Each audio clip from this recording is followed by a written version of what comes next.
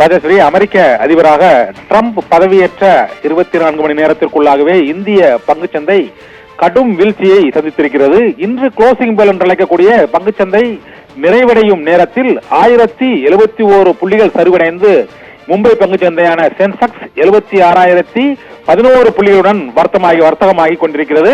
தற்போதைய அந்த closing bell நிறைவடைந்தவுடன் 1235 புள்ளிகள் வீழ்ச்சியடைந்து 75,836 புள்ளிகளுடன் இந்திய பங்குச்சந்தையில் மும்பை சென்செக்ஸ் நிறைவடைந்திருக்கிறது.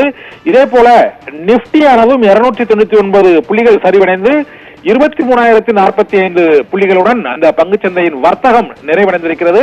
உற்பத்தி துறை, வங்கித்துறை மற்றும் தொழில்துறையில் பல்வேறு மாற்றங்களை தாங்கள் அமல்படுத்தி அமெரிக்காவின் வளர்ச்சிக்கு வித்திடப் போவதாக டொனால்டு ட்ரம்ப் பதவியேற்ற அந்த முதல் உரையில் அவர் அறிவித்த நிலையில் தொழில் வர்த்தக மற்றும் உலக அளவில் தொழில் வர்த்தக சூழ்நிலைகள் மாறி இருக்கின்றன. என்னென்ன மாற்றங்களை அமெரிக்க தொழில் நிறுவனங்கள் கொண்டு வரப் போகிறதோ மற்றும் அமெரிக்க டாலரில் என்னென்ன மாற்றங்கள், அந்த மதிப்பு கூடுவது குறைவது ஆகியவற்றில் என்னென்ன மாற்றங்களை கொண்டு வரப் போகிறார்களோ என்ற ஒரு அச்சத்தில் இந்திய பங்குச்சந்தையின் முக்கிய நிறுவனங்களின் பங்குகளை வாங்குவோரின் எண்ணிக்கை குறைந்து பங்குச்சந்தை வீழ்ச்சி அடைந்திருக்கிறது.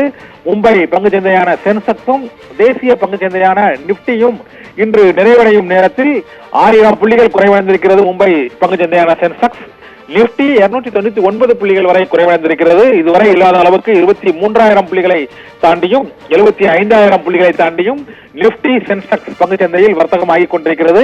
அமெரிக்க அதிபராக டொனால்டு ட்ரம்ப் பதவியேற்ற நிலையில் சர்வதேச அளவில் வர்த்தக ரீதியாக மிகப்பெரிய மாற்றங்கள் மற்றும் பாதிப்புகள் ஏற்படக்கூடும் என்றும் அமெரிக்க சந்தையை நோக்கி உலக அளவிலான பொருளாதாரம் கட்டமைக்கப்பட்டுள்ள சூழ்நிலையில் வங்கித்துறை, தொழில்துறை, வாகன உற்பத்தி துறை உள்ளிட்ட பல்வேறு துறைகளிலும் மாற்றங்கள் மற்றும் வரி விதிப்புகளில் பல்வேறு விதமான சிக்கல் இருக்கக்கூடிய சூழ்நிலை உருவாகி இருக்கிறது என்பதால் ட்ரம்ப் சூறாவளியால் இந்திய பங்கு சந்தையிலும் கடும் வீழ்ச்சியை சந்தித்திருக்கிறது. இதனால் முதலீட்டாளர்கள் கிட்டத்தட்ட ஒரு 5 லட்சத்திலிருந்து 8 லட்சம் கோடி ரூபாய் அளவுக்கு ஒரு இழப்பு ஏற்பட்டிருக்கிறது என்ற தகவலும் வெளியாகி இருக்கிறது.